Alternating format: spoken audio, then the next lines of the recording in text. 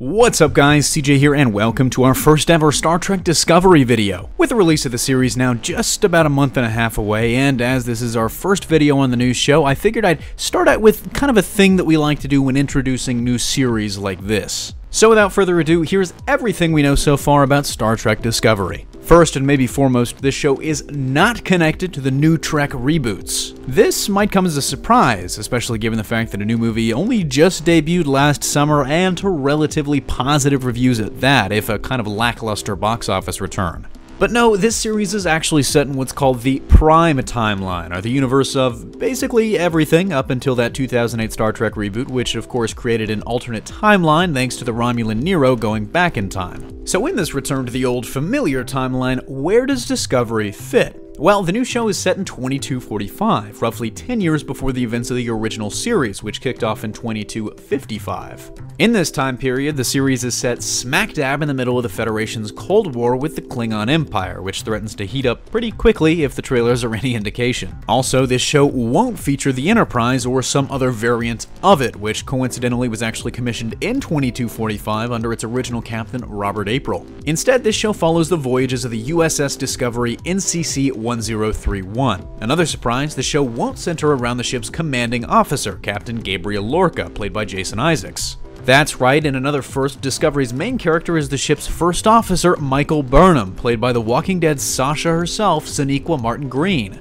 But another twist, she's got a major connection to an original series main character, as the adopted sister of Mr. Spock. As crazy as that sounds, and we don't actually have all of the details so far, somehow Michael was adopted by Spock's parents, Sarek and Amanda, after the death of her own biological parents and grew up on Vulcan, something that makes her pretty unique amongst humans and definitely shapes her personality and the decisions she'll make in the series. So as you'd expect, that made casting that role, the first female Star Trek lead since Kate Mulgrew's Captain Janeway on Star Trek Voyager, incredibly tough, and it actually helped contribute to the second of the show's 2 delays. You see, the show was actually originally supposed to debut in January of this year, but was actually pushed back by production delays, largely stemming from Brian Fuller trying to juggle running this show and American Gods at the same time.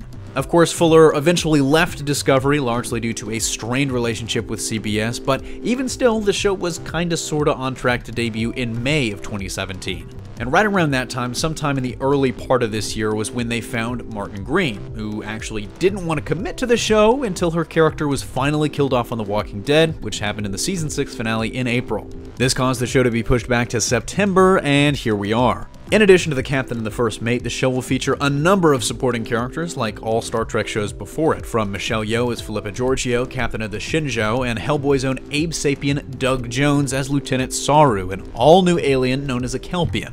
As I briefly touched on before, the new series sees the Federation once again squaring off against their arguably most classic original villains, the Klingons.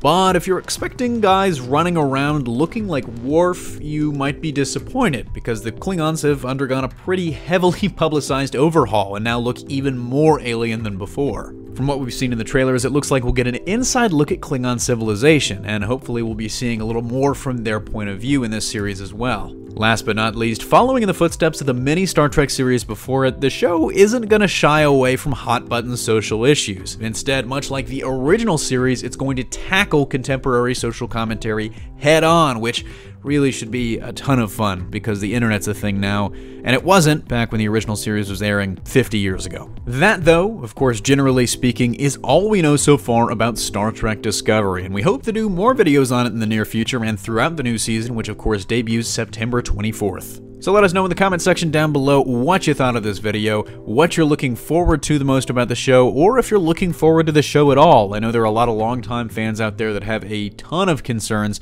and hey, if you've got any ideas or requests for videos on this series in the future, drop me a line in the comment section right there at the bottom of this video. That's gonna do it for me here though. Thanks for watching. Don't forget to smash that like if you like what you saw, subscribe for more great content every single day, and consider turning on your notifications to be alerted every time we upload a new video. Signing off, this is CJ, and I'll see you next time.